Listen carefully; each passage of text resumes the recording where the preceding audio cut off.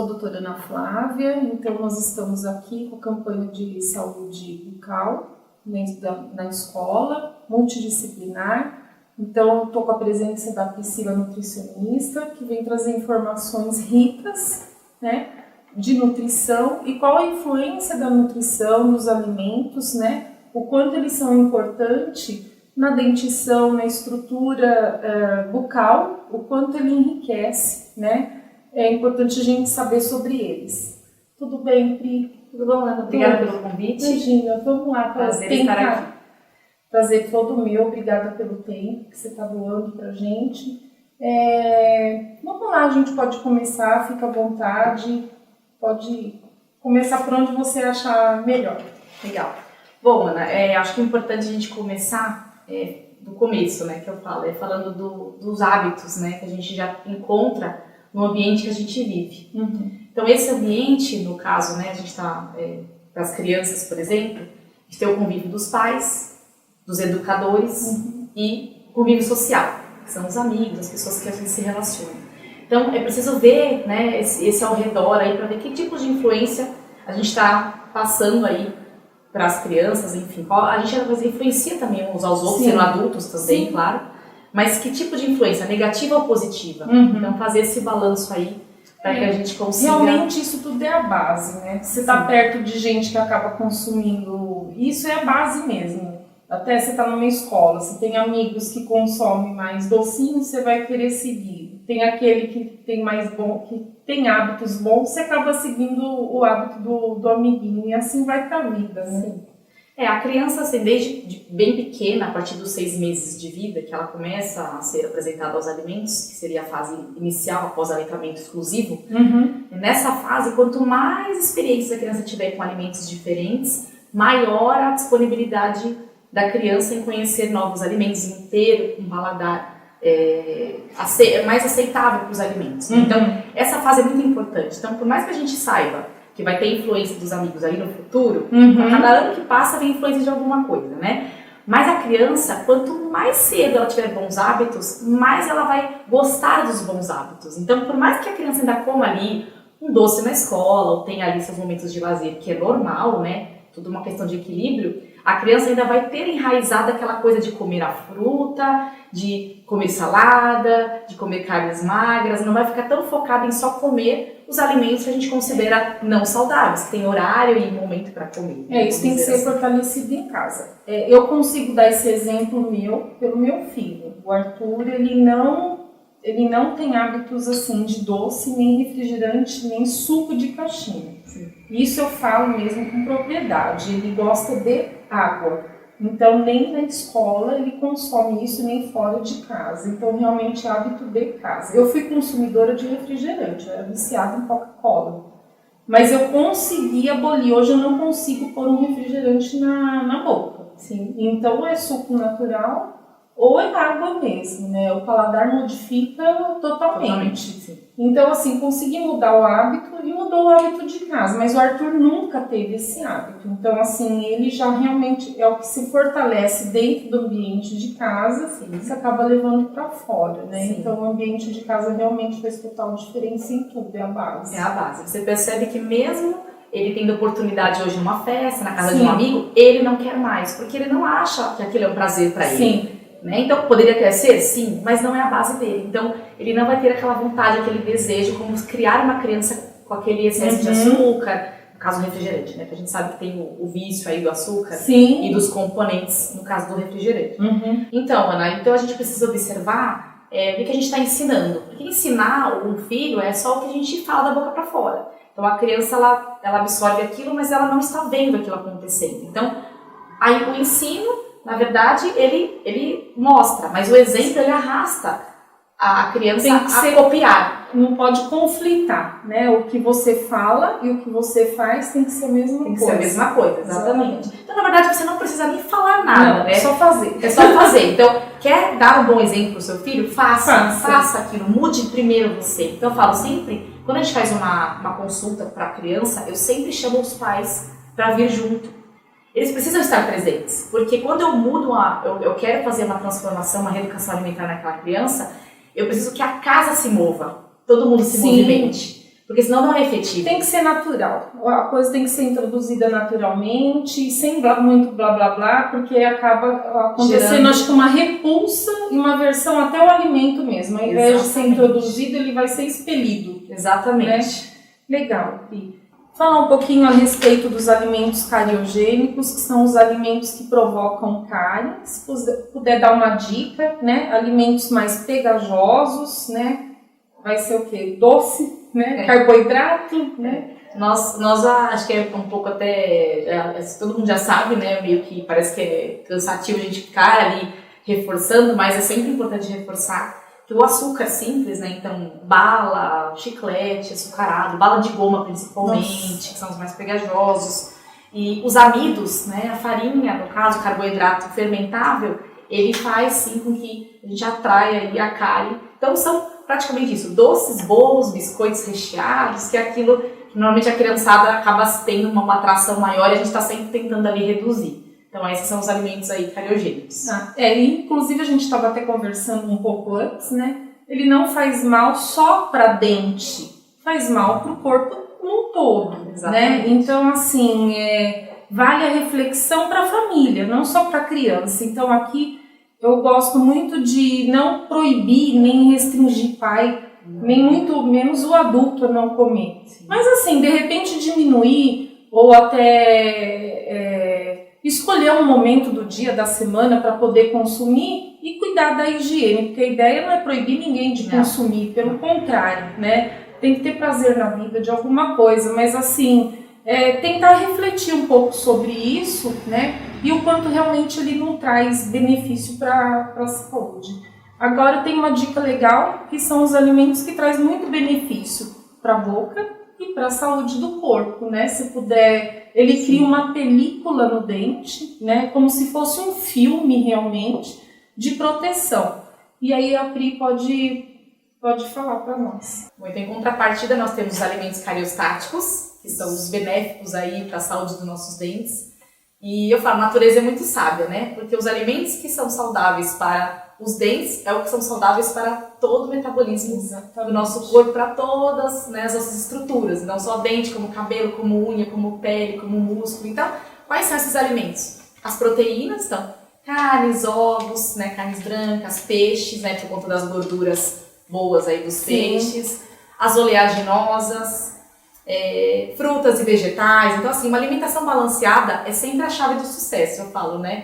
E numa alimentação balanceada, você vai ter dentes bonitos, cabelos saudáveis, unhas fortes. O intestino vai funcionar. Intestino maravilhoso, imunidade também ali, imunidade nas alturas, isso é muito importante, né? Eu falo que o intestino é o coração ali de tudo, né? É verdade. Então, assim, os dentes, eles só vão refletir, né? A gente fala que o dente, ele reflete, né? Então, às vezes, você dá um sorriso, você já consegue ver pelo sorriso dela se ela tem hábitos bons ou ruins de vida. Ele reflete pela própria saúde da gengiva, porque a gengiva vai estar fortalecida, rosada, e não inflamada e inchada, né? Porque assim a gente consegue, pode ser que a pessoa, o leigo, é engraçado, o leigo ele não tem informação técnica, nem científica, mas ele sabe de olhar se ele está bem, se ele está saudável ou não, se está doente. Então, assim, de olhar realmente, ele vai saber identificar isso. Então, é isso que você está falando. O corpo reflete. É a natureza, né, Ana? Porque eu falo, o corpo vai te dar uma resposta. É olhar uma árvore seca, é olhar uma árvore saudável, uma árvore florida e uma árvore sem flores e sem frutos. Exatamente. É a mesma coisa. Exatamente. É então, isso mesmo. A gente precisa, na verdade, olhar um pouco pra gente. Então, acho que a gente fazer essa autoanálise, esse autocuidado, né? Estou cuidando de mim, enquanto eu estou cuidando de mim. E esse cuidado é sempre muito mais favorável de dentro pra fora. Começar cuidando do que a gente coloca pra dentro. A gente já fala, a nossa boca é como se fosse um depósito, né? O que você põe pra dentro do seu corpo, né? Qual a escolha que você está fazendo? Você precisa refletir quanto a isso. E isso vai refletir na dentição, claro, mas não só na dentição como um todo aí, no aspecto físico também. E eu quero dar uma pincelada, assim, uma atenção para os pais em relação à consistência dos alimentos na fase da vida das crianças. Eu recebo muitas crianças, assim, em fase que ela já deveria ter trocado os dentes e que o pai e a mãe insistem em dar alimento pastoso, tem dó de dar alimento mais consistente para a criança, para ela mastigar. Dente foi feito para ser usado, né? Então, acho que a Priscila ela pode dar essa dica da consistência do alimento. Então, você tem que estar... Isso vai trazer o quê? Problemas na arcada, na parte respiratória, na questão muscular, envolve língua. Então, vai muito além de tudo, de dentista e cárie. Então, a alimentação, a nutrição, a fonoaudiologia, que nós vamos falar também, ela é um conjunto de coisas. Então, a odontologia não é só cárie, não é vir aqui só para passar, para ver a massinha, como às vezes o pai fala, ou para fazer uma limpezinha, não é isso. É olhar a criança, olhar o adulto num todo. Então, envolve muito mais. Aí, mais cedo, mais tarde, a criança começa a apresentar problemas respiratórios, dificuldade de engolir, interposição de língua, vai falar, cospe tudo, porque a língua é flácida. Então, assim, tudo tá por quê? Porque não exercita a questão muscular. Sim. Pode falar a respeito disso. É legal, Ana, você ter comentado isso, porque hoje muitas vezes a mãe coloca a criança na escola muito cedo, né? Então, às vezes, acaba nem acompanhando muito também esse processo, né, de introdução alimentar, né? Muitas mães conseguem fazer introdução, mas nem todas.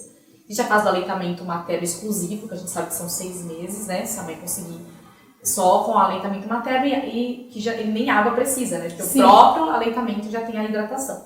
Então, a partir daí, a gente precisa começar as papas, né? E eu vejo hoje, ainda que alguns médicos, alguns pediatras, porque eu já atendi pacientes que me relataram que o próprio pediatra pede para bater no liquidificador. E isso é um pecado, na verdade. A gente precisa realmente fazer, né, amassar com um garfo, passar numa peneira no primeiro momento, né, dependendo do alimento, para ficar mas é bem diferente você fazer uma papa e você Sim. fazer um liquidificado, Sim. né? A estrutura perde completamente, fica aquela coisa que quando você amassa, fica tipo um purê, né? Sim. E quando você bate, fica um caldo. Sim. É aguado mesmo. Então, aguado.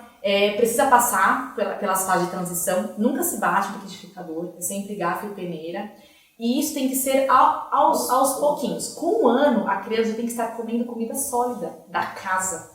Então, claro, nada te impede de picar bem picadinho, de fazer porçõezinhas, né, de repente um pouco mais macio, mas não precisa ser macio. A criança já morde uma maçã. Sim. Ela consegue cortar uns cubinhos de maçã e morder. Não precisa ralar mais a maçã e nem raspar na colherzinha, né? E se né? tiver medo, pega um bife grande. Isso eu lembro da minha mãe. Sim. Então, assim, pega um bife grande, largo, para a criança, você vai ter certeza que ela não vai engolir aquilo. Sim. É para exercitar a mastigação. Ela vai chupar, mas ela vai exercitar. Exatamente. Ou mesmo, como por conta dessa criança, a gente fala do bife, né? Mas a criança é mais faminta, ela puxa assim aquele pedação. Então, às vezes, o ideal mesmo é cortar em pedacinhos pequenos, que a gente sabe que não tem como se engolir também, é um pedaço que dá, né? E deixar a criança realmente morder, né? Ter aquele contato de pegar o alimento inteiro, a banana inteira e morder, não amassar a banana. Então, com 1 aninho já é a alimentação da casa que a gente fala, né? A gente só, claro, adapta um pouquinho mais de caldo de feijão, mas a criança está na transição, então ela pode estranhar vir de um purezinho para um arroz e feijão ali. Então, a gente vai devagarzinho, mais caldinho de feijão, uma comida um pouco mais amolecidinha, mas com 1 aninho já é a comida da casa, não precisa fazer uma papa. É arroz, feijão. E aí vem até a questão do paladar, né? Totalmente. Que aí ela vai conseguindo sentir o sabor de cada alimento, porque tá tudo batido, ela não define nada. A ideia realmente, né, é a gente fazer a apresentação dos alimentos separadamente. Então, colocar cada um ali para a criança poder sentir o sabor de cada um e conseguir depois, né, sentir o paladar, esse aqui é um pouquinho mais adocicado, esse aqui é um pouquinho mais azedinho, mais amarguinho, porque a criança não tem vício de paladar, né? Quando ela é pequena, ela não tem aquela coisa de, eu não gosto de azedo, eu não gosto de amargo.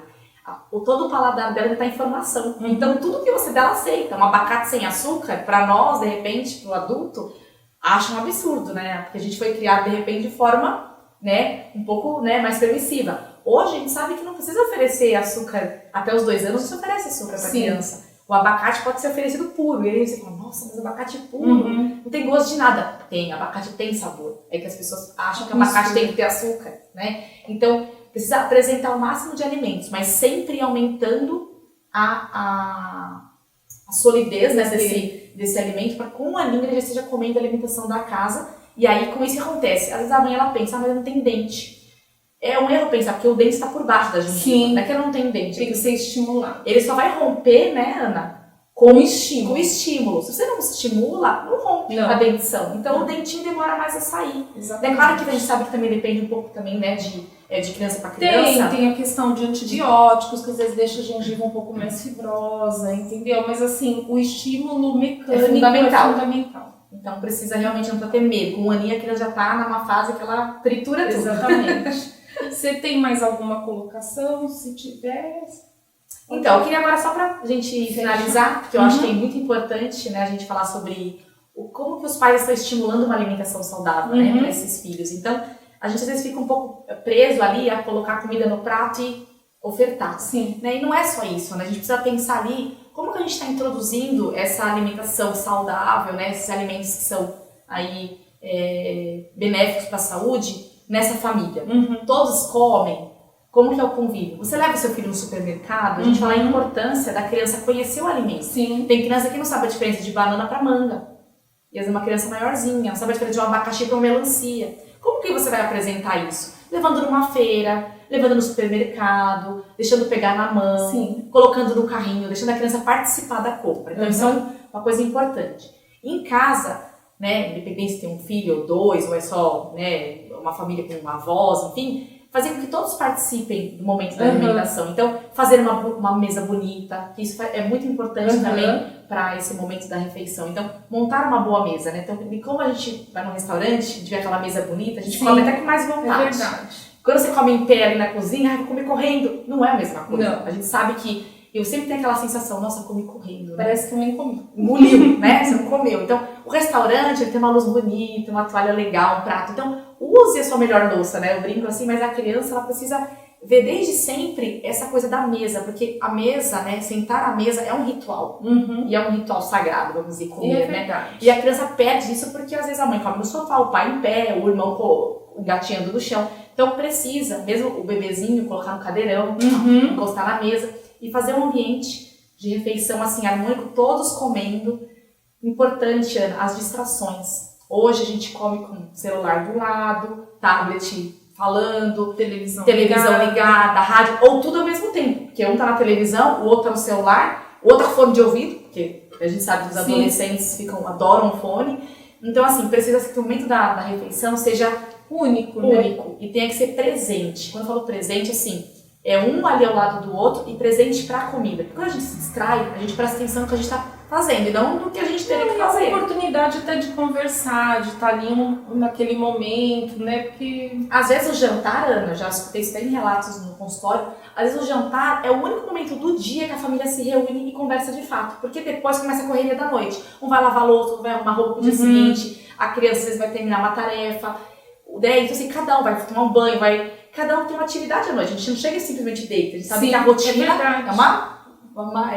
consome, né? Consome. Então, às vezes a janta é a hora 60, né? Então, se é o único momento que você para, por que não dar uma atenção especial ao que você está comendo e também aos que estão ali com você? Essa conexão. Sim. Tá? Então, chegar até o prato também é uma oportunidade de fazer a comida juntos. Então, assim, seu filho não precisa fazer o jantar, mas lavar uma salada, pedir para ele escolher o cardápio do dia. Filho, você prefere frango ou prefere uma carne de panela? Deixa ele participar, porque quando ele escuta uma opinião, ele se sente importante na escolha. Então ele fica, deixa eu ver. Então ele ajuda a pensar, e quando ele colocar no prato, ele já sabe o que vai vir. Então, de repente, o que ele escolheu é o que ele gosta mais, ou de repente é o que ele daquele dia estava com vontade de comer, porque tem que ver isso também.